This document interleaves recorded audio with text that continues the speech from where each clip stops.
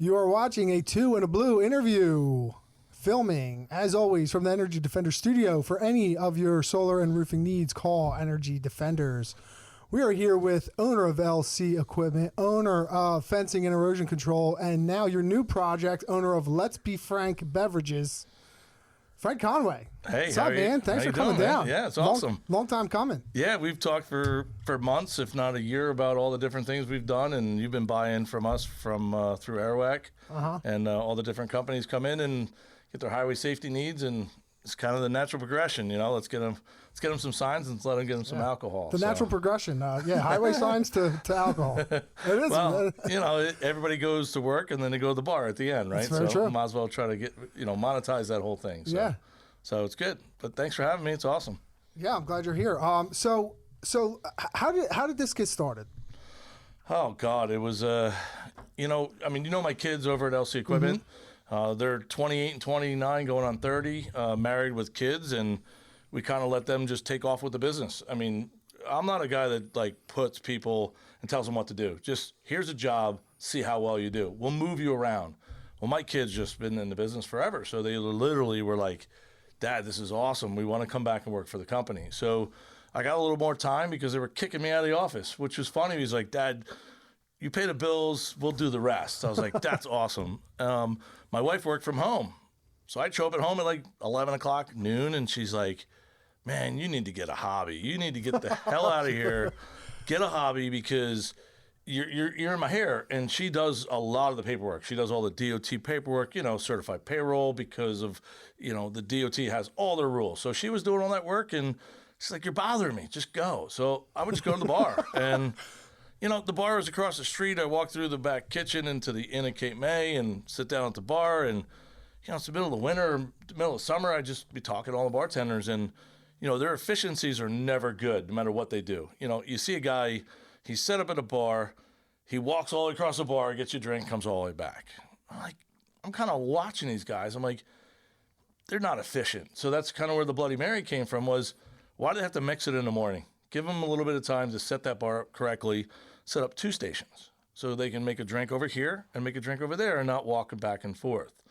So then I noticed that Espresso Martinis are just made the horrible way because they got to mix it all, and it's taking them so much time. And the one bartender says, I can't believe you just gave me an order of 5 Espresso Martinis. I'm in the weeds, man. And I came up with, I've been making it for friends and family forever. I'm like, let's put this in a can. Because if they could pour it, shake it, and just pour it in the martini glass, it saves them 30 seconds every drink. And bar owners were starting to take off with that thought. Bartenders are kind of like, I want to be a mixologist, but you're slinging beach bar drinks. You have to be more volume. You have to come out with it. So it's kind of how the concept came out. And so you wanted to get your drinks faster.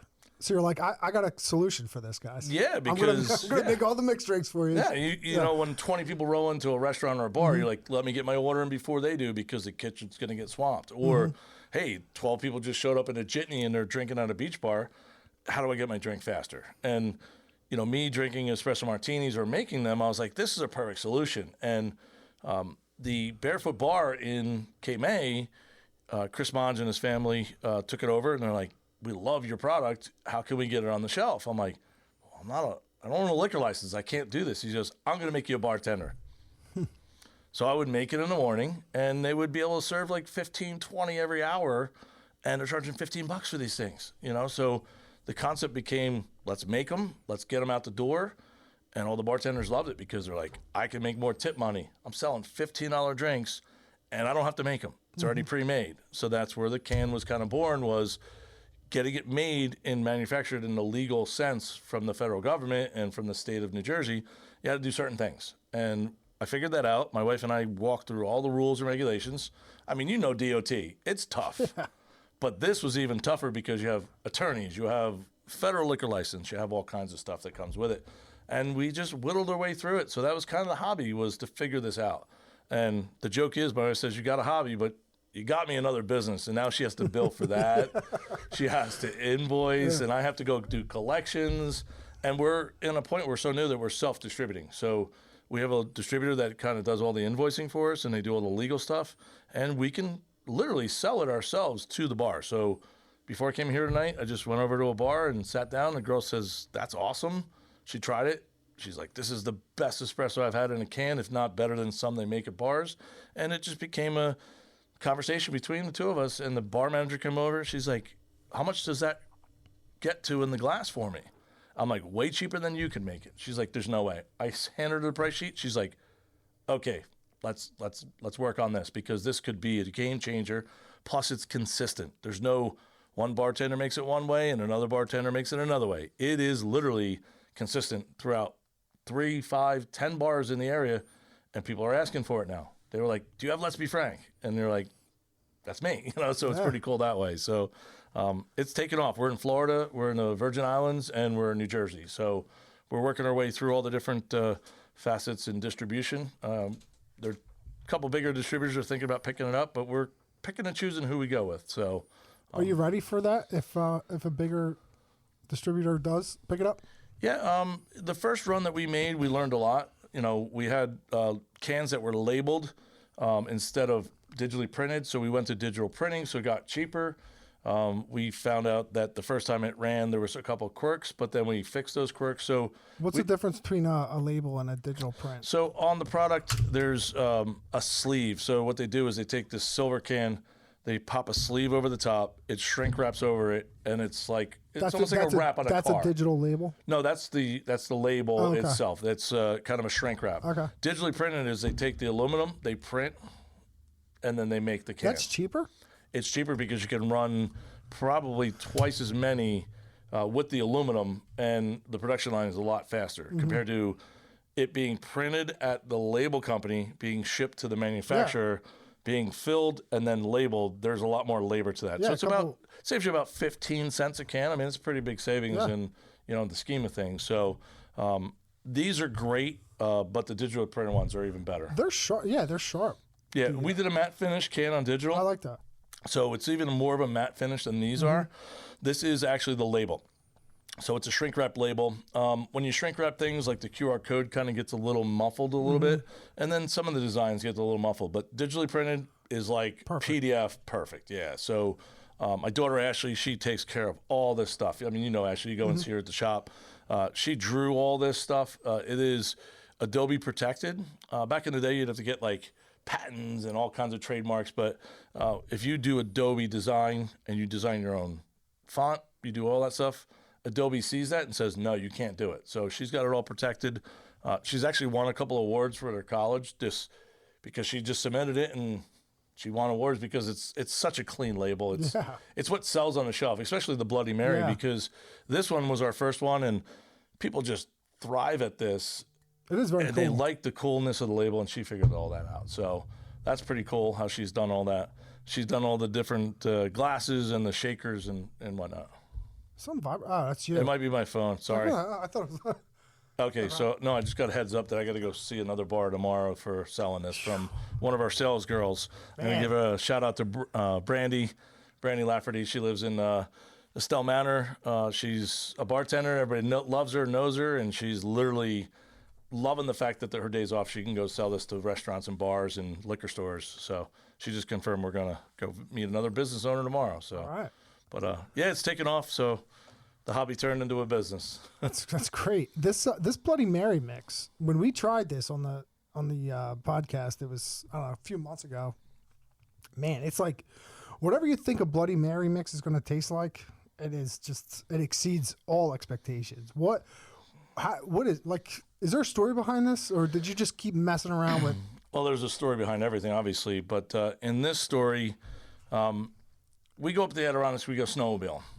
It's a thing away from South Jersey where there's never snow. But when you want snow, you want to go into the thick of it. So we went to a place called Indian Lake, New York. There was a friend that had a house up there, and you meet the people up there, and they're locals, and they love Bloody Marys. It's kind of a wintertime, pick-me-up, really cold day. So we're at a bar, and saw a bunch of guys drinking them, and like, that's cool. I mean, like, I've never made a Bloody Mary mix. This is about 17 years ago.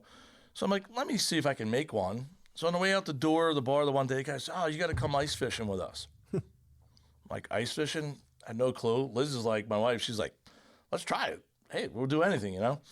So I'm like, what do we bring to an ice fishing, invite? You don't bring potato salad, it's going to freeze. You bring crackers and cheese? No, you don't do that, you know? What do you bring? I'm like, well, these guys like Bloody Marys, Liz. Let's go and figure out how to make a Bloody Mary. So I go to the local store, and it's kind of like a bodega up in the north. It's a gas station that has a store, you know? So I roll in there, and they have Mrs. T's horseradish. They have Mrs. T's, bold and spicy. I pick up that stuff. I pick up some horseradish, things that you're supposed to make a Bloody Mary mix. Buy all the stuff. I go home. I mix it all together, and I'm like, I got to put this in something, because how am I going to bring it to the shanty, they call them, and drink this? So I go back to the store. She gives me a 5-gallon mayo jar, because they take the mayo out and put it in their deli. So it's like a big pitcher. So I'm like, perfect. Mix it all together. I put the Tito's in it, so they don't have to sit there and try to make it. So I make the whole thing, shake it up. I bring it to the shanty, which is, this is crazy. They take an old pop-up camper, pop it up permanently, and put wood around it. So now that's the indoor seatable shanty. So think about it. You have a table that turns into a bed. And then you have a kitchen and you have a wood stove. It's like kind of a primitive thing, but they all make stuff. Some people have Airstreams. Some people have literally like an outhouse size one. But this one is a shanty, which is awesome, because and you go in there. Fish right in there? Well, they usually do a hole in the unit, but with this one, there's so many people that go to this one, they actually drill outside and people warm up inside this one.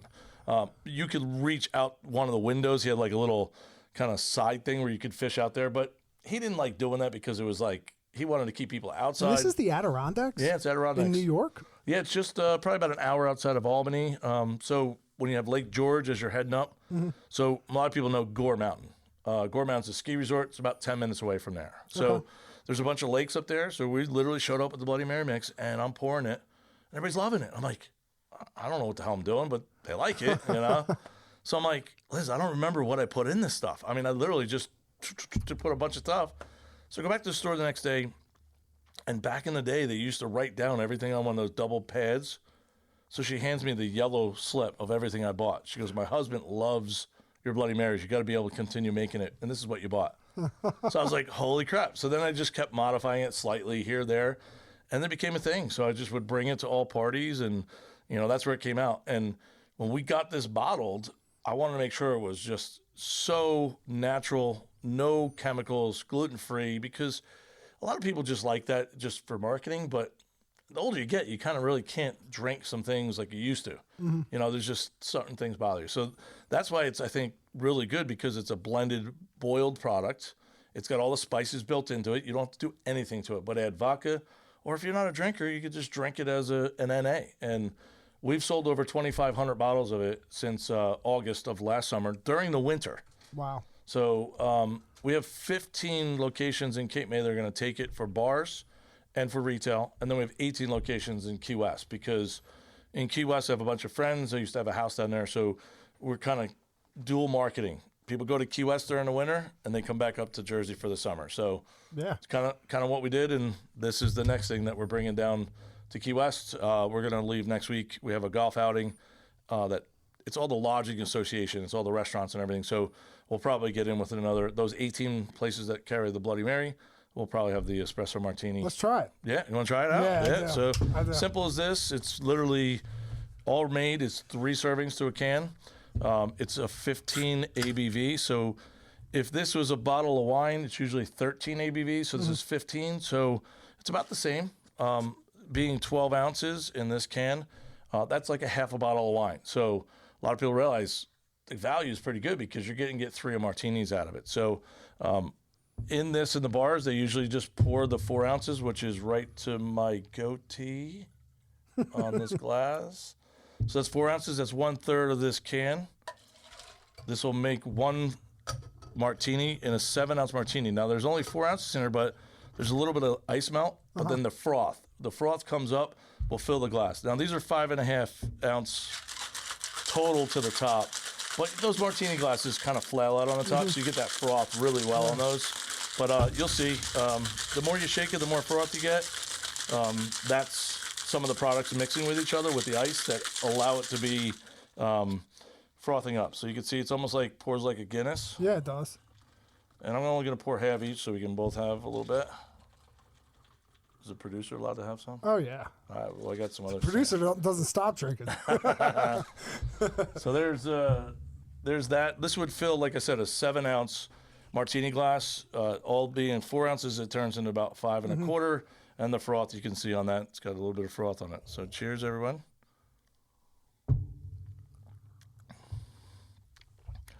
It's a very unique flavor. Most people say, how do you do that? There's 5 ingredients in there. It's all natural, gluten-free, dairy-free. That is 15% alcohol. That doesn't taste like it at all. No. That is dangerous.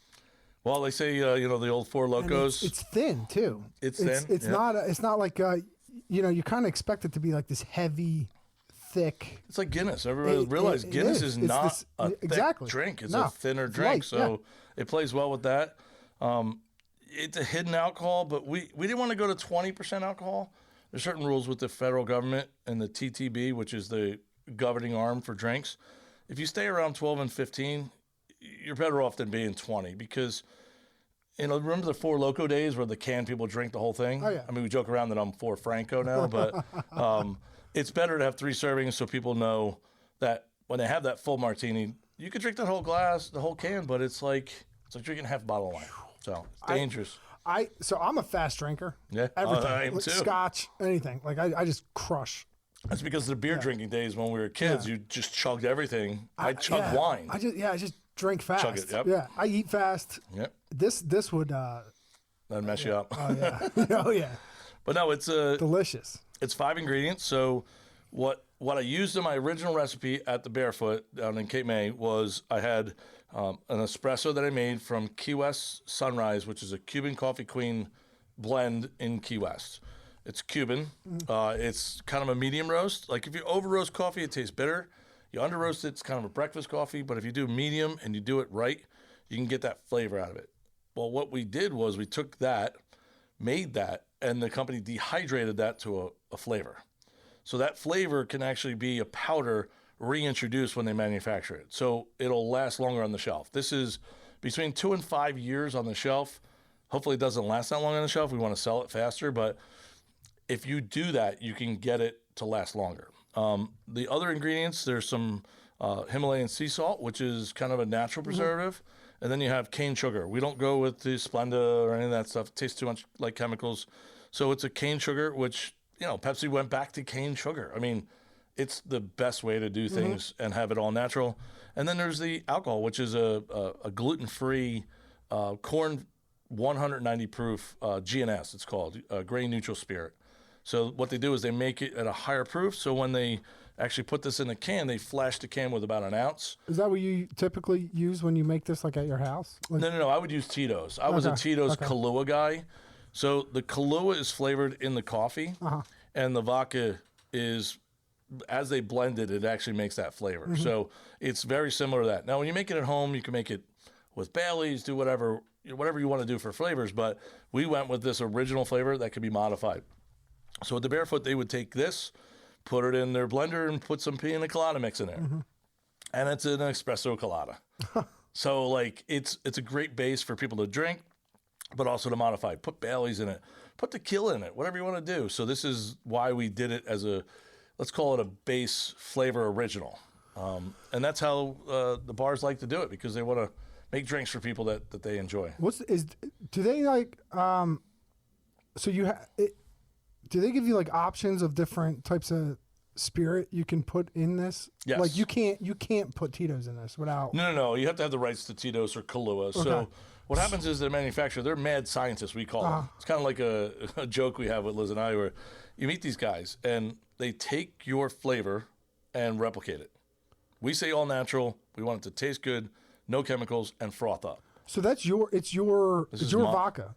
No. This is my recipe, and it's been mimicked to get to my flavor. So, but no one else is using that vodka. Well, no. They use it for other spirits, but once you blend something together, it's called a SKU number with the federal government. Nobody else can touch my SKU number. If it tastes similar to it, I can challenge it. It's kind of like a patent, but it's with alcohol. They call it SKU numbers. The GNS is made by a company, and it's just 190 proof grain distilled neutral spirit. So you could use it in making, like when you get a natural tea and it's got natural flavored teas and vodka, that's what they're using. So they're not actually using Tito's, they're not using Kahlua, they're not using, Casamigos. If we're doing a tequila one, we're going to get a tequila that is similar, that is on the market, that they can license. But like Casamigos will not go to our manufacturer and say, you can use this. Because they have their own. They, like, even Kettle One, they do their own, Espresso Martini. It's their kettle. So when it comes to the rules, there's manufacturers that can kind of get in there and figure them out, and then they can come up with a product at a cost that you can then go resell it. So that's what ready-to-drinks have become over the last couple of years. They're finding something to make it taste good, but it's not Tito's, it's not Smirnoff, it's not the big brands, because the big brands won't license you. They don't. You're too small. Yeah. Maybe I get big someday, and Tito's goes, "Hey, I want to be your grain neutral spirit in there." Hey, I'll buy your recipe off you. Oh yeah. Or hey, the first offer, I'm out of here, right? Like they always say. But no, it's a very unique industry. We have 2 flavors that have been approved. We have an affogato, which is made with the same exact as this one, but they add a little bit of vanilla and a little bit of Scotty flavor in it. So it tastes like the affogato, the dessert you get. Vanilla ice cream, they pour espresso on it, and you have a biscotti that kind of eats it. It's an Italian delicacy dessert. And then we have, which we just got approved last Wednesday, it's Espresso Martini Limoncello. So instead of using Tito's, I would make my own limoncello from Tito's and then make it into the drink. Well, these guys nailed it the first shot. They're like, we like this. We know that it's the espresso like you taste here, but the finish is lemon flavor, which is very refreshing. And most people say, well, I don't know. Every time you get an espresso, guess what they give you? A lemon wedge. So it works really well. So that'll be out in the middle of April. Beginning of May, we're going to try to do a launch party. So that's another flavor. You're going to have a variety pack in no time. Yeah, we're doing a variety pack. We put in tequila. We're doing a reposado, which is more of a sweeter kind of. It blends well with this. But the first round that came back in was a little too, let's call it batchy. It was a lower end tequila, so I told them use a higher end. I think we'll get there. So I should have 2 more examples of it, or iterations they call them, on my porch when I get home later tonight. And then test that out, and we'll have a 4-pack. We'll have an original, limoncello, affogato, and reposado. And then you can go to your local liquor store and take whatever one you want, like it, and buy them as singles or 4-packs. It's that's great. It's a unique product. A lot of people say that the ones that are on the market are just not. They're not even close. I mean, they just add too much alcohol. Yeah, that's delicious. That's excellent. Yeah. And you could sip it, and Carney's, Tommy in the back and Robbie, they were like, let's just make them shots for these kids. So you go to Cape May, and we started last Friday. We told all bartenders how to, pour, make it, and this is a different concept, so you got to kind of teach them. Tommy's like, I'm just selling shots. So he puts the whole can in here into the shaker, and he gets 10 shots out of it. No kidding. These people are charging. It's $150 a can, probably. Oh my God, dude! I'm like, how many get out of there, Tommy? He goes, I could do 10. I said, how much you charge? He goes, $10 each. $100 for a can.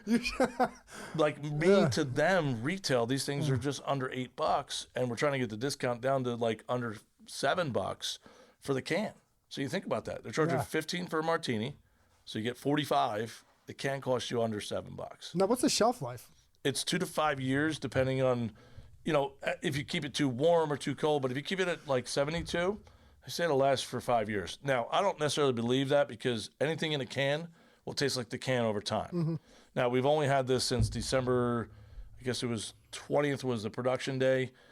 They've all tasted the same. I haven't had any different flavors for any of the cans, but 2 years from now, it might turn. Are you going to hold on to any cans? We have we have a stepping just for that. Yeah, we have a stepping program. So the manufacturer makes them. They take 3 of the steps, and then I take 3 of the steps. And one is refrigerator, one is put in a 52-degree area, and one is put in a vehicle.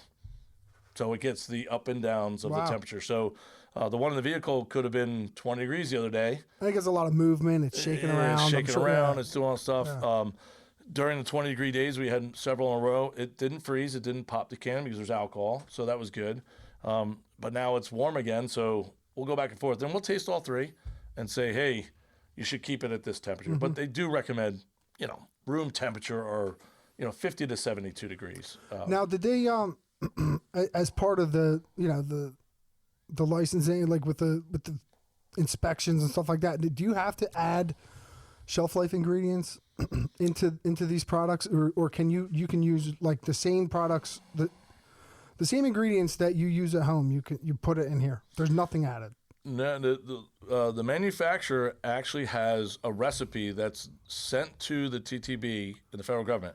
It has to be within 100% of that recipe to be put in the can and sold throughout the country. So this is not me doing my formula anymore. This is them. Here's your recipe. It's approved by the federal government. Every time they do it, they test it to make sure it fits that parameter. So I just did a second run last Friday. That they take 3 cans randomly. They send it out. It gets tested by an independent, and it's got to have the same exact readings as the first run compared to the second run, and all 3 cans have to be within one.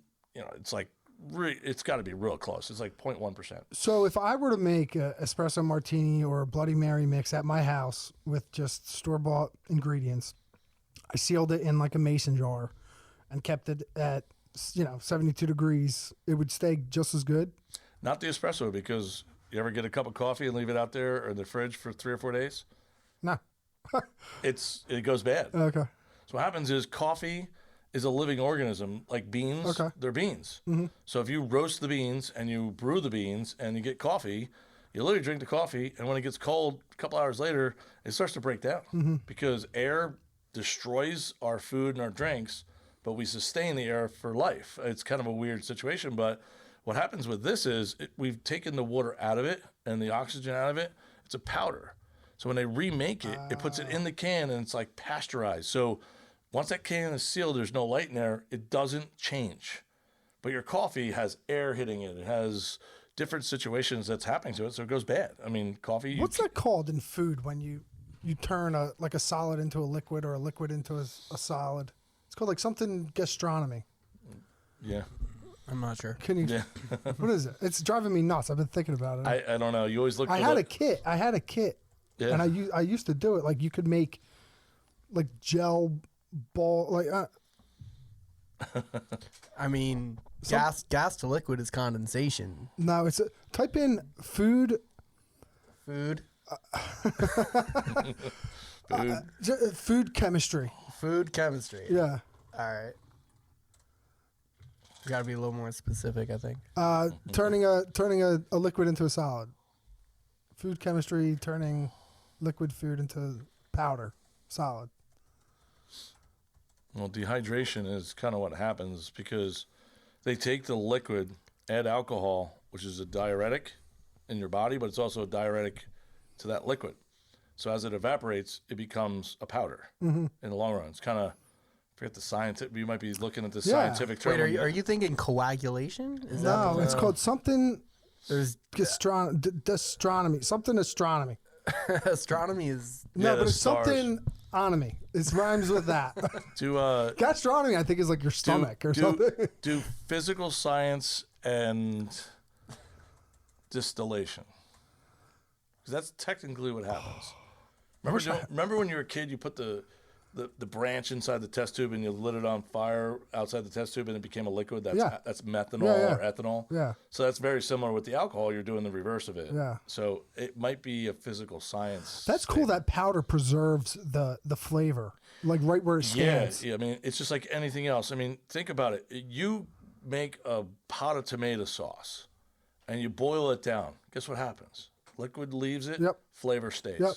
It's exactly what's happening. Yeah. Same thing happens in the Bloody Mary. Yeah. It's a very easy food science thing, but that's what they do. They know if they can get it to the right level of boiling down the water, you maintain the flavor. That's exactly what happened with the Bloody. So then it led us to understand how they're doing it with the drink. It's a crazy science, and you go up to this place, and we joke around about mad science, but they're all from Rutgers. They're all food science majors, and they're all young people that know, they just came out of college. They know how to do these gravitational specific volume weights, and this gets weighed, not the volume of liquid. So that's converted.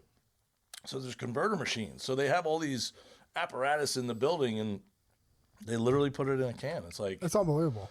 and it's natural. Like, Yeah. there's some things that you go out there, you go to a liquor store, you're like, it's not Molecular natural. gastronomy. Oh, woo. Can you fact check me? I'm doing that right now. Thank you. It's like a Donald Trump thing. You're getting fact checked right now. Yeah, that's fine. I don't know if the gastronomy part is. No, you got it. Yes. Wow. Process of turning liquid into solid. Nailed it. Yeah, good job. Okay, Oh, so I have to remember that. I'm like, Yeah. I probably won't use that, but my wife should, yeah, it's- I probably should. It's in. It's actually in. Like they have kits. They have Yeah. molecular gastronomy kits. You can. I like, can imagine experiment. it's kind of a fun cool. thing to do. Yeah.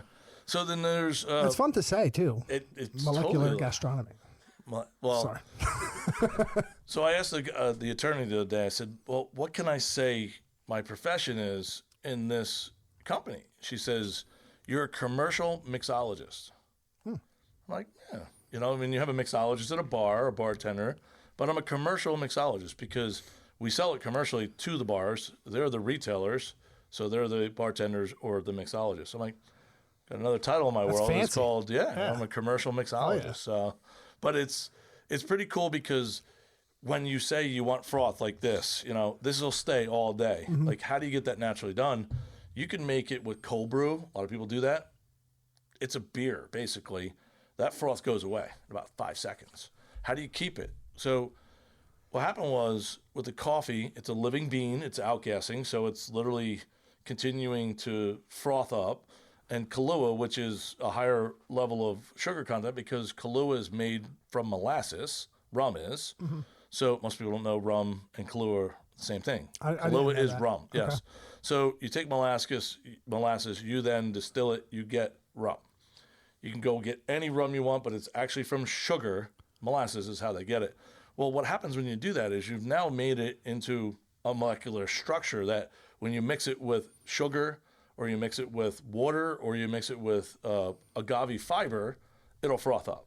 So we were asked, what do you want to do? You want to keep it natural? I'm like, yeah, I want to keep it natural. And they're like, well, there's 3 things you could do. You could add more water. I'm like, I don't want to be watered down. I want to be 15 ABV. So he says, okay, well, we could do this and we could add agave organic fiber. Like, what does that do? And he says to me, and I'm not kidding you, with a straight face, he goes, it gives you mouthfeel. I'm like, mouthfeel. Mouthfeel. I'm like, okay. He goes, the texture. Do you taste that? The texture in it? All the other ones are on the market. It's just like liquid. You're like drinking an alcohol. You're drinking like a scotch or you're drinking whatever. It's so thin. The mouthfeel is what changes this product into a frothier, easy to drink. And I was like, okay, well, let's try it. So then we got the sample. I'm like, dude, you figured it out. So these are mad scientists that know these things, and you figure out what you like and what you don't like, and that's how this came about. And now we're like the only company in the world that I know that actually has done it this way. And we have our SKUs, so we're protected. Mouthfeel. Mouthfeel. I might use that for like your slogan when I shout you out. Mouthfeel. If you want a good mouthfeel. Or molecular. Was it molecular? Molecular gastronomy. Oh, okay. Maybe that's the episode name. Yeah. Yeah.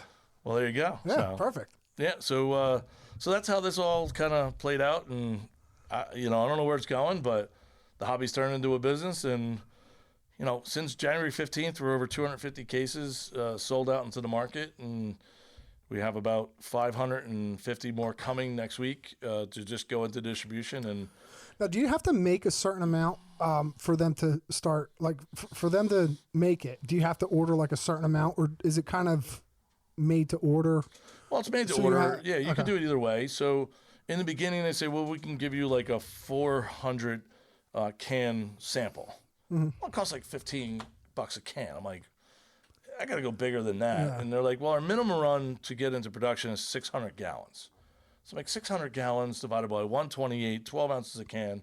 I'm like, well, that's good. That's a good number. I'm like, but what is your sweet spot? Like, where do I get it where it's production pricing? And they do everything. They do labels, do cans, everything. everything. Okay. Well, we had a label company that sent them the labels. We sent them the, Yep. these are called tech packs. We send them that. We have stickers. We send them most of the stuff. They have these 500 or 600 gallon tanks at their shop. So they fill it up all the ingredients to do a 600 gallon run. They also have they're connecting. So you have a 600, 600, 600. So you could do a decent amount. A day's run is about 3,000 gallons, which would convert to about 1,500 cases from this manufacturer. They're producing another facility or building another facility that'll triple that for us. But I could also go to a co-packer. So I could go to a bigger guy and he could do 1 million cans a day. But this is the formulation guy turned into, manufacturing. So we're sticking with them because they figured it out. And I'm small. I don't need 1 million cans. 600 case run for Cape May, Atlantic County, it's pretty good. And I just got to get myself in the logistics of, hey, here's 600, but we're going to go through 500 in the next month. So I got to keep ordering as we go. So we're adding in production runs that'll be the mix packs like we were talking about earlier. We just got to figure out the logistics. And my daughter, actually, she has a logistics master's. She's done this. She knows supply chain management. She knows all this stuff. And it's pretty simple to figure out. Like, sold 10 cases today. You said order for 15 tomorrow. Like, let's make sure we have that daily coming in. So once you figure that out, if we outgrow them, they're okay with it. They understand. And we go into a co-packer and go bigger. We're actually trying to get a can. It'll be a 7-ounce can, but it'll look like this. Real small. It'll be a shaker. So we're looking for a patent on that shaker can. It'll look like, remember you go to the bar and they give you a martini and it's in a little shaker and they give you the glass and they give you the shaker. I want to make it look like that with a screw top. That's so you great. go to a beach bar, the bartender hands you that with a plastic cup and says, shake your own. So would just the top small circle would be this would be twist? this would be the screw top. So this would be kind of like, remember the old the Coors Light pounders? Yeah. So you just unscrew it, you can screw it back on and walk around a concert or whatever. It'll just be a 7-ounce can doing that instead of a 6-ounce. That's a great idea. So we're in talks with the company that makes the digital printed cans to do that, and then we'll be able to just like sell it at a beach bar, pump them out of the over the counter. So doing 3 servings for a bartender is a little much for them to get used to, but it gets 3 servings on a 7-ounce, 9-ounce glass. So if we make it easier for the bartenders, that's what I want. I want them to just say, here, give me $15. Yeah. As you go, $15. Bar owners, they love that, So that's where we're going with that. This is going to be retail in the bottle, but then we're doing 1-gallon jugs for the bars. So they could pour out of a plastic container like you see them, but we got a high-density polyethylene container. They use it in the alcohol industry for rubbing alcohol. So we could put that bottle at 192 degrees with the liquid, and it will not shrink the bottle. It's a heavier duty bottle. If you look like a Zing Zang or a Mrs. T's, it's kind of crunchy. Because you have to put it in there really warm, or you can't. The shelf life is horrible on it. So that kind of melts that bottle. We're going with a heavier duty bottle for the bartender, so they can pour a gallon and go. Well, you're doing it the right way. I mean, you're sparing no expense. You're not cutting any corners at all. It's not cheap to do this. Yeah, I mean, but every get it option right. you've had to make life a little bit easier. You've always sided with product quality. Yeah. So I mean, you're doing it the right way, man. Yeah, and the labels, when people pick up this in the store, there's like 9 ingredients in this. And 7. That's what people look for. That's what they look for, and like 5 of them are Worcestershire sauce. I have to put all the ingredients in the Worcestershire That's sauce. what, I mean, my wife will pick stuff up, and that's all she looks at is how many ingredients are on. Alcohol, you don't have to do that. You don't have to tell anybody what's in there. But I'm right up front with everybody. There's 5 ingredients. Water is not an ingredient. I did not know that, but water is not an ingredient. Yeah. But there's 5 ingredients in there, and it's all natural, gluten-free, and there's no dairy products in it. And everybody that tastes is like, you could tell. There's no aftertaste. Right. Like, I've had 100 people say, I'm waiting for it. I'm like, waiting for what? That flavor aftertaste that just is a chemical. I'm like, you won't. You go home. Just go home, have another one because you're not going to get it. Yeah.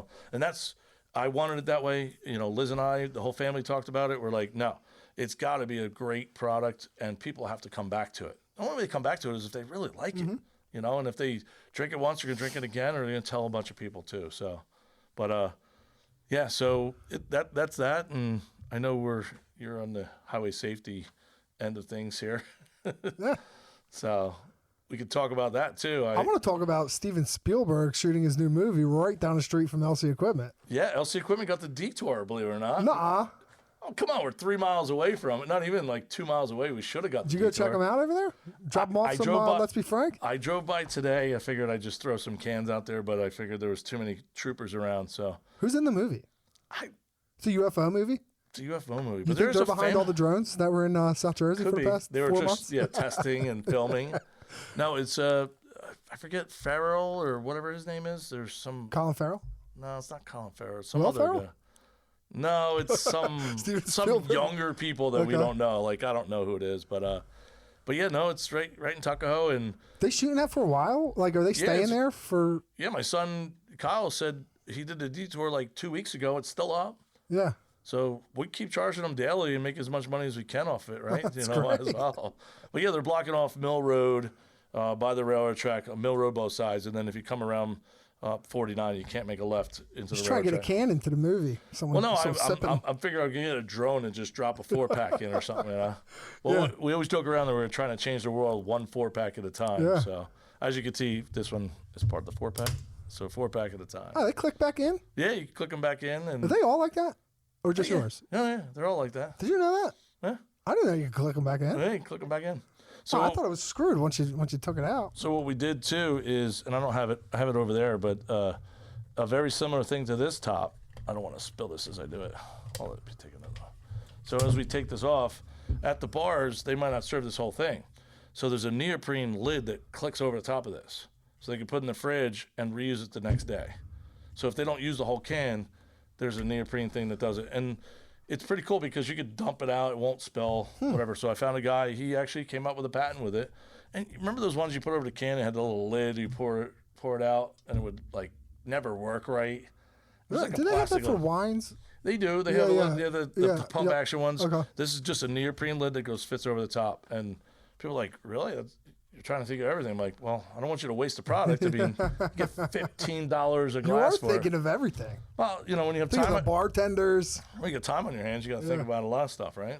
So, Well, you still consider yourself having time on your hands? It sounds like you're extremely busy.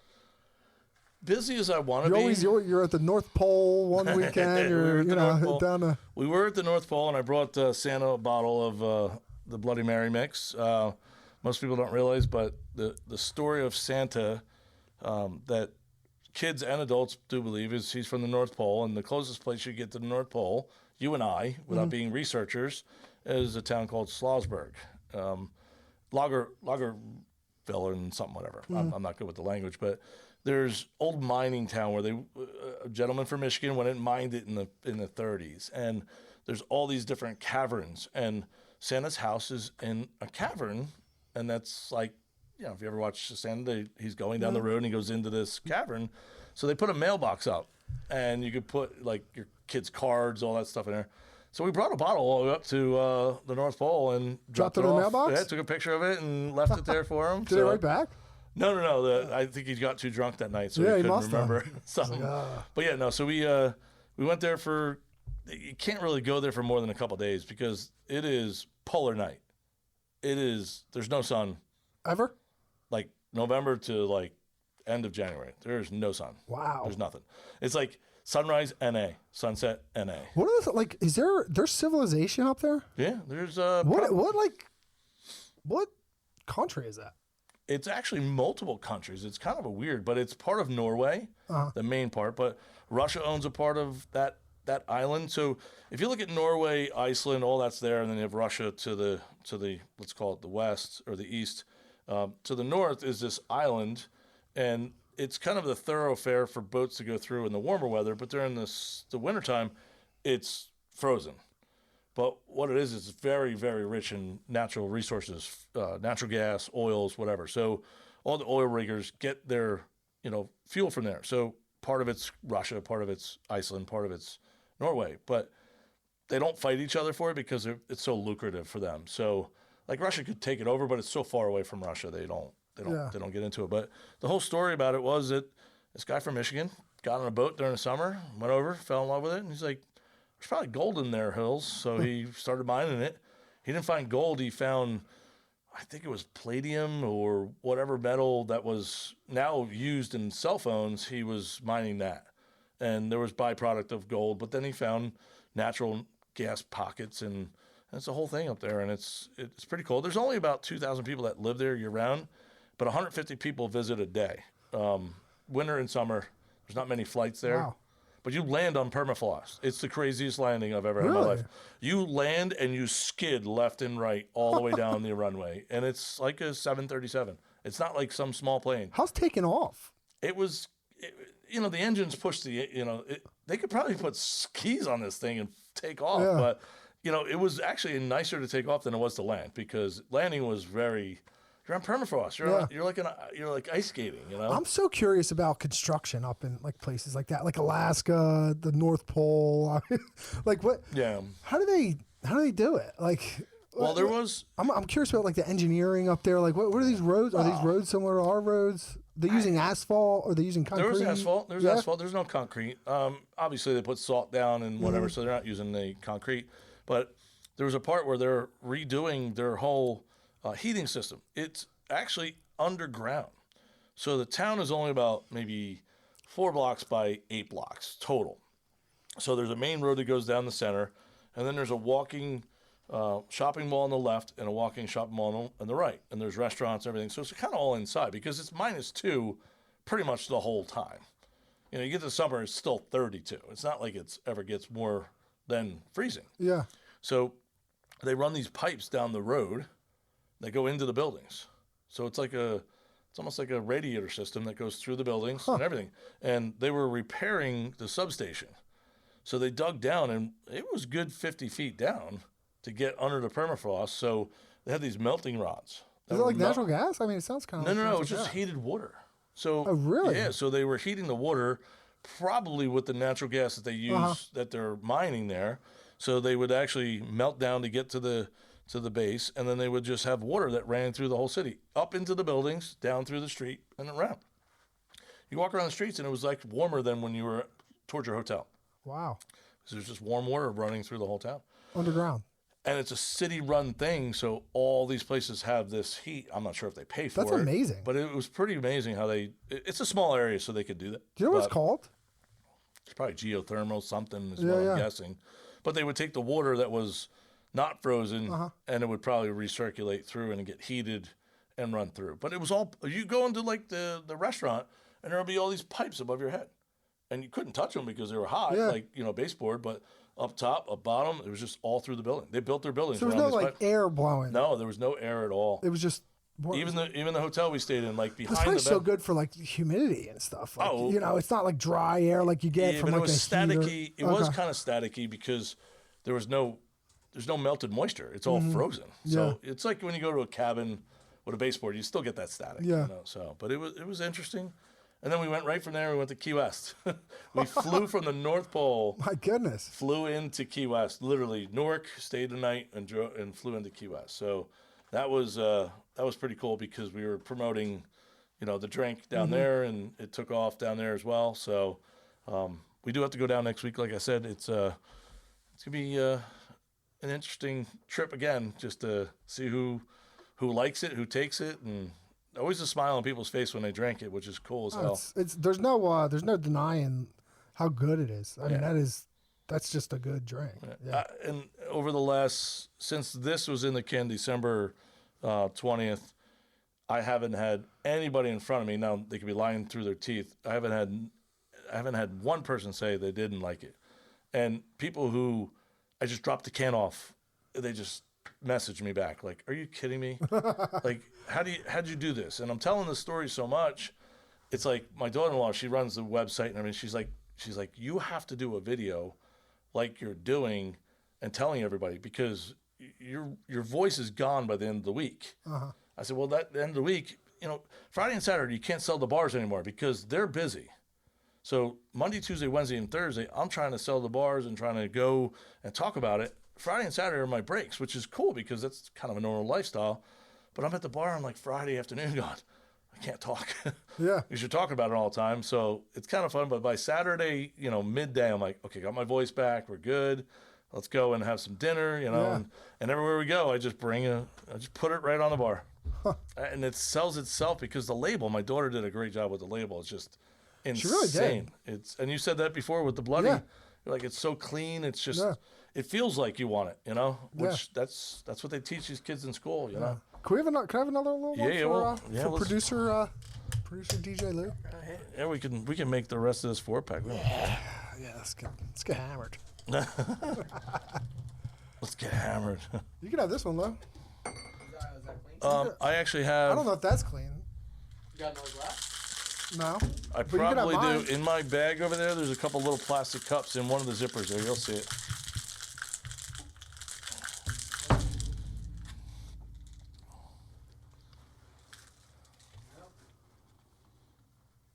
It'll be kind of like. Give me. Yeah, he can have mine. It's all right. Okay, there you go. I'm gonna try it.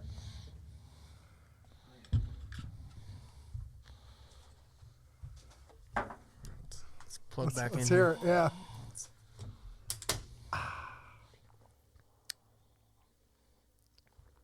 Yeah, you're right. That no aftertaste. It's that just Yeah. perfect. Just tastes good and then doesn't taste bad. Yeah, there's.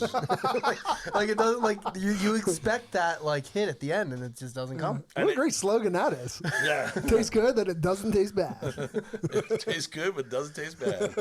Copyright that shit. We should, yeah. We No, gotta that's a trademark- nightmare. That's a fucking nightmare. Trying to get a what's that called? A slogan, copywritten. What's it? Well, Trademark. Trademark. Well, oh my God, we're So we're I going was through it. drunk at the Super Bowl. No, really? I was hammered by the end of the game. I'm like, man, that was a Bourbon Street beatdown. I'm like, oh my God, that's such a great saying. I'm gonna patent that. Yeah. So I go the first website I say, I'm just like this one, $200, no problem, fine. Dude, they just kept charging me. I was Yeah. getting charged, and I'm like, what the fuck is going on? Now my wife's like, she's like, what did you do? I'm like, I thought it was a good idea at the time. I didn't know it was gonna not be a good idea Yeah. the next day. Yeah, 3 sober days Yeah, later. so I had to like call them. I had to call the credit card company. I had to call them. Do you know credit card like if a vendor has your card number, they can charge you and it can't be denied no matter what. So like if you're ordering food from your favorite Chinese food place and they have your card number, like they could charge you and it'll go right through and you can't even challenge it because they have your card number. Like you could just You keep have to getting hit give with them a these reason. charges. Yeah, you got to give them a reason and prove it, and then they have to accept Yeah. the reason for not being. Yeah, like you can't say don't accept charges from them anymore. Yep. They have to accept them. Yep. The only thing you That's do ridiculous. is change the credit Yeah, card that's number. all you can do is Yep. cancel the card. But I had an issue, obviously, with these labels. The QR code wasn't working, so you have to play the game. I'm like, listen, 1/10 of them work. The 90% aren't working because as it shrank right near the Yep. seam, Yep. it wasn't working. And I'm like, guys, I know you're a reputable company, but you're big. I could just go and say deny the charge. And looking into that, I was like, well, I have to get it on record that I've tried several times. Like, if you have a credit card and they charge you something and you say, well, I never got it. Well, the first thing the credit card company asks you is, did you call that company? Did you ask them for a refund? Did you say you never received it? Did you get proof that you didn't receive it? All that. So I knew that. So I just went after this label company like, it doesn't work. I want everything in writing. He was like, well, let's get on a call. I'm like, I don't want to get on a call. I want you to fix it or whatever. So he sent another set of labels to the manufacturer and made them relabel it. Well, that's cost to them. That's cost to everybody. So I called the manufacturer. I'm like, what'd you guys lose on doing this? They're like, well, it's the price of doing business. I said, no, you guys are my people. Yeah. And I want to get a credit from this guy. It was like $3,500 for the labels. And they're like, no, we're going to try to fix it. I'm like, no, I found a digitally printed company that's going to digitally print them for me. We're good to go. So the manufacturer's like, thank God. You finally challenged this company. Yeah. They must have been doing it for years. Yeah. And they can't do anything because we pay for it, ship it into them. Well, they got to make me happy. Right. They're not beholden to that label company, and they're not like referring them, but they have to be nice to everybody. I'm like, screw that. There's no way. So I talked to the owner. I'm like, no way. I said, I'm going to get you digitally printed cans because it's so much easier for you to run because it doesn't have to use his labeling machine. Right. So the production run was even cheaper. So he'd rather do that because if the cans go by already printed, he's making so much more money. If it's got to make a right turn and go into a labeling apparatus and then through the heater come back around, he ain't making as much money as if it just keeps passing by. So he was like, oh, thank you so much. You challenged him. I'm like, no, I found this guy to make these cans for me, which saves me and him money to make money. He's like, nobody thinks of that. I'm like, dude, I'm in business. I do highway safety, dude. I'm like, you have to figure out the way to get the sign in the ground, make sure that everybody's happy. And he's like, that's awesome. And he's a retired guy that opened up a blending and manufacturing alcohol company. Huh. He made millions in real estate. And he was like, I'm just going to do this for fun. And now he's like, he does like a whole bunch of really popular brands. I'm not going to say those brands because I don't know what I'm allowed to say. But so they dropped 2 of their espresso martinis when I started mine. He dropped 2 of them, said, you guys are horrible. He's better. So he only has 2 espresso martinis now. One is a California-based company, and then we're East Coast. So he said eventually if we keep going where we're going, he's not going to use the other company anymore. They're more of a pain. And that's great, man. yeah, but it's pretty cool. You meet people along the way, and you hear the story, and you're like, dude, really? You're worth multi-millions, and you're doing this? He goes, I needed something to do. I'm like, it's like my wife telling me to get a hobby. Like, you just got to go find something else to do, So, but yeah, so this is the story of the espresso, and we are going to have that limoncello sooner than we think, and I'm excited to try that. Is huge. This is really good. Huge, yeah. My favorite is the limoncello. My daughter said that. So it's a mix of an espresso martini and a limoncello? Yeah, so instead of, like, when I make it at home, I would use Kahlua, Tito's, and the espresso. So I'm using the espresso, and I'm using the Kahlua, but instead I'm putting the vodka, which is already made with limoncello. So I make my own limoncello. So it's the same ABV, it's just instead of Tito's, I was using my limoncello. So we made that. And then we're like, okay, what are the ratios? What do we need? How much limoncello we need to make it a 15 ABV? We got it figured out. We sent it to them. So now what they'll do is the limoncello is a flavoring, not limoncello like made from XYZ company. It's still that grain neutral. It's a powder again? It'll probably be, I don't know, I haven't got the actual formulations yet. It'll probably be a liquid because lemon could still be a liquid. Well, that's where your alcohol content's coming from, is the limoncello. GNS. Well, understand that there's alcohols but the and flavor. then there's flavoring. Okay. You could take vodka. Is that considered artificial flavor? No. We do all natural. And the way they do all natural is very specific. The TTB, which is the federal government's right arm of tobacco and firearms, they say to be considered natural, it has to meet certain criteria. Mm-hmm. So with the coffee is it has to be brewed naturally. You could dehydrate it and become a powder. You can't add certain things in it after that or before that. It has to be done that way. So like a lemon flavoring, you can go in and you can see an all-natural lemon juice, and it's made 100% from natural juice. Or you can have a concentrate. It's not all natural. So your orange juices and all that say 100% natural. It's got to be fresh squeezed. Mm-hmm. If you have concentrate, that's where they dehydrate it. So the concentrate is literally still considered natural to a certain degree if you do it a certain percentage. So that's how they get the lemon flavor. They're taking a lemon powder flavor, which is basically lemon juice that's dehydrated to throw into the flavor. And that's how they do it. And it has to be a proven natural product by the TTB. So they send over the spec data sheets to them, the federal government. They say, okay, this is your espresso, this is your lemon flavor, this is your vanilla flavor, this is whatever. And they could say, yes, it's all natural. You're allowed to say it. So if you look at the can, it says vodka with natural flavors.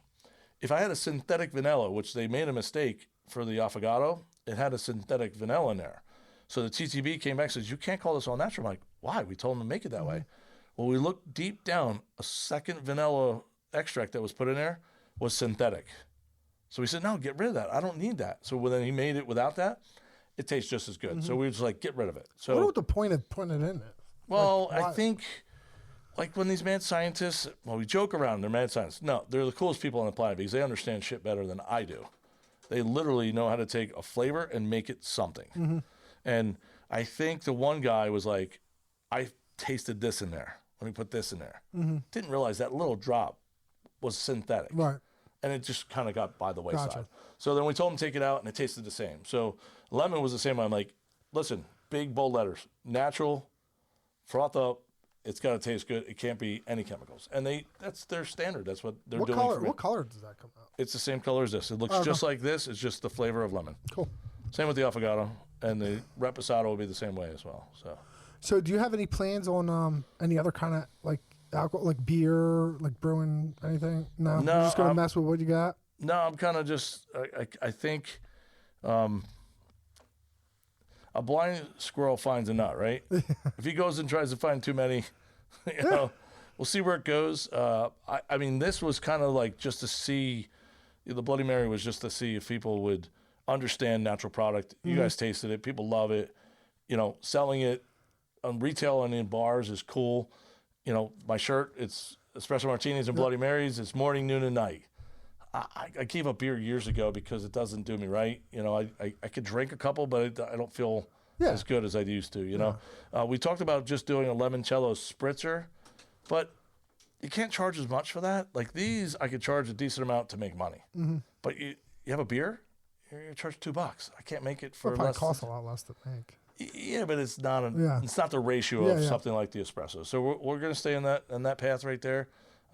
Again, we might do a limoncello, just in a bottle. Yeah. We talked about private labeling. The guy that private labels the Bird Gang stuff. Okay. So have you seen Bird Gang? Yeah.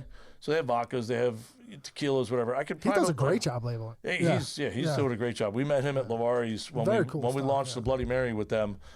They were doing the whiskeys, whatever. He brings it on his Bird Gang bus to the games, and he still has the Bloody Mary. So we might go into maybe private labeling a vodka or whatever, but it's a tough market, man. Those guys are all struggling to get some shelf space. Shelf space is good as your flavors. You know, if everybody has vodka and they all taste the same, it's tough. I mean, it's marketing. You know, Bird Gang is doing okay, but the Super Bowl couldn't hurt. That helped them, you know. But there's 15 other Bird Gang or Eagles flavored whatever. So, they're not as cool though. That Bird Gang is. They do a great job. They do a great job. No, the vodka's awesome. The tequila they have. There was a spicy tequila. It was awesome. You know, it was great. And they're using it with the Bloody Mary mix. So very cool. At least I got that covered. Awesome. You know. Yep. But we're doing on Saturday we're going to do the boozy brunch at Carney's. We're doing that. It's for Next Gen 30 and Keep Me Food Closet. So we're giving away Espresso Martini and Bloody Marys from 9 to 11. You bought some tickets. Yes. Awesome. Thank you for that. And then from there, we're going to Key West to do the Lodging Association golf outing. And then we come back. We'll do a couple more, events. And we do the Tomato Festival with the Bloody Mary mix. Very cool. People just taste it and buy it. I think last year we did 150 bottles in like a 5-hour period at the Tomato Festival. Nobody sells tomatoes at a tomato festival. The mayor, Carol Sobo, she's like, oh my God, you have tomatoes. Come on over. We had a line out the door. We sold 150 bottles in 5 hours at $20 a piece. Wow. Which is good, you know? Yeah. So we'll do that. We'll do some other events here and there. We just signed on with the race car today. That's awesome. So we have Bridgeport Speedway. We have Craig Pellegrini. He's got his car, and we're going to label it up, and he's going to race my face around the track. Can't wait to see that. That's going to be cool. Yeah, it's going to be kind of cool. Really cool. I think opening day is next Saturday. Not this Saturday, but next Saturday, he told me. So, we'll be over there. We'll do some promotional things over there. He'll race, like I said, my face around the track every day, every minute, every lap. But he sold a race company he had before, and he's getting back into it. He enjoys it, and he's in the top 20 last year, and see where he goes this year. And his goal is to be like a young kid that gets into NASCAR someday, and it's a dream. Yeah. So why not team up with two dream makers and go from there? So that was a cool visit today with him. But other than that, it's we're making it 1 4-pack at a time. I got nothing but faith in you. Yeah. So we'll see where it goes. Someday it'll be. Like I said, everybody says, well, why are you doing this? You got enough. You've done enough in your life. I'm like, it's my kids, man. It's like the legacy you pass along. I'm not here to, piss anybody off, do whatever. I'm just having a good time and living life. And purpose is important too. Like you said, like your kids are kind of running the show at LCE. You're home at 11 o'clock in the morning. And purpose is very good for your psyche.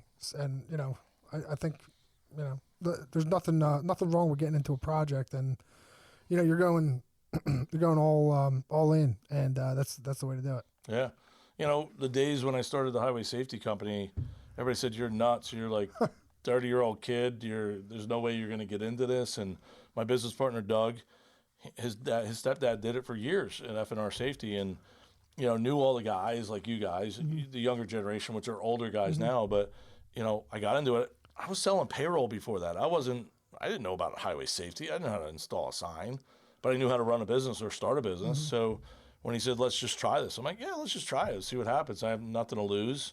I got a decent amount of money from what I made in payroll, but 9/11 hit, and I was like, I don't want to work for a corporation anymore. I want to work for myself. And so we started that, and it was like we got our contracts, and we just started rolling with that. But it kind of stalled out. So I was like, well, let me get into politics and see, maybe it'll help the business along. I couldn't even get the county engineer calling me back. But when I became a township committeeman, guess what? The guy called me back. Yeah. It was kind of cool that way. And then, you meet the people, and then it connected to that contractor calling the county engineer saying, I need signs. Well, call Frank. He's up in Tuckahoe. Kind of probably how you met us in the sign business. It was word of mouth, and, everything worked out. So, that you figure it out as you go along. And I try to tell everybody, figure it out. And if you can't figure it out, just do yourself a favor. Just pull the trigger. Yep. Because once you pull the trigger, you figure it out. Yeah. You got to go all in. You got to. You can't have 1 foot in the door, 1 foot out. You can't do it. It's never going to work like that. And people say, well, how'd you get there? I'm like, because I pulled the trigger. Yeah. I mean, what else do? You just got to go for it, and I've always done that. And my kids see that, and they're like, Dad says I'm going to run this business someday. Guess what? They're doing it, and they're making good money in South Jersey, because you can't really go get a job down in South Jersey making really good money. You have to go to Philly or New York. So they're happy with what they got there. So that's cool, and we'll see. They seem to take care of you every time they come in and get in a sign. Oh, yeah, you guys always take care of me. Yeah, That's awesome. mean. Look, I got my tuna blue. Yeah, tuna blue, and then I think we did a couple other, the mile 8, right? Yeah, you did. Yeah, and then we got my sticker over there now. Yeah. We're all LC'd up. Yeah. Frank's we're good. Let's be frank. Yeah. It's all good. So, but yeah, we we've had our troubles along the way in the highway safety. People get themselves all worked up about signs put in their front yard. I mean, you're like, of course. What are you doing putting a sign in my front yard? We're like, well, you're 500. Not really your front yard. It's the you States. don't own that. Yeah. And by the way, you're 500 feet from a construction zone that you bitched about for 30 years to get fixed. Yeah, and now you're bitching about that. It's always the same people. Yeah. The engineers are awesome that are out there. Not. They all have their ways of doing things, and I always joke around to my son. I said, just yes them to death, and they'll figure out. They'll move on to something else, because that's usually what they do. They know what they're doing. They're just trying to stir it up, and then they move on. And he's. Especially the mark-out guys. They're the worst. They're the worst. All right, man, it's time. I ask everyone, I'll ask you, what is your dumb thing of the week? So we had a lady up in Warren County when we were doing a job. We were cutting a post, down to the grass area, because we couldn't pull it out. So you got to cut them as low as you can. So we're cutting it, and this lady comes back about 5 minutes later and is talking to one of my guys saying, listen, you damaged my car. And he's like, what do you mean we damaged your car? And he looked at the car, and there was like literally ding marks and all kinds of like whatever. And he's like, I don't know if me cutting and the sparks coming off this post would have done that to the car. So he kind of called me. He's like, this lady's bitching about it and everything. I'm like, well, let me call the engineer in the county. And he's like, that kind of seems weird, whatever. So she put a complaint in, and turns out after all said and done, we did tests at our shop. We literally took a post, and I took the fire of the post to a truck. No damage. Well, it turns out she's dating some guy near a rock quarry. Well, the husband finds out she's dating this guy. The husband actually helps us to get her to not go through with this lawsuit with our company, because every time she would leave the boyfriend's house, there's trucks dropping rocks, and that's what the rocks and dings were on her car. So we were like, thank God, because she was trying to sue her for like 25 grand. She had a nice BMW. We had to replace all the windows. I'm like, there's no way. So all my guys were like, totally, you taking that video of firing the sparks at the truck totally helped. And the engineer's like, thanks for the video, man. Oh, that certainly qualifies as a dumb thing of the week. Oh, that's man, for sure. yeah. So I don't know where she's at now, but she's obviously not with her husband, I'm sure. She's kicking rocks. Frank, dude, I can't thank you enough for taking the time to come down here, for, hooking us up with some drinks, some swag. Yeah. It's been such a good time. Always a good time talking to you. Yeah, no, thanks so much. It's great. When we talked a couple of years ago just about getting signs and then turned into the drink stuff, it's definitely nice to have fresh people do nice things for each other. So it's cool. I love it. Absolutely. Thank you. All right, man. Thank you. We'll see you next time. Yep. See you Later. later. Cool.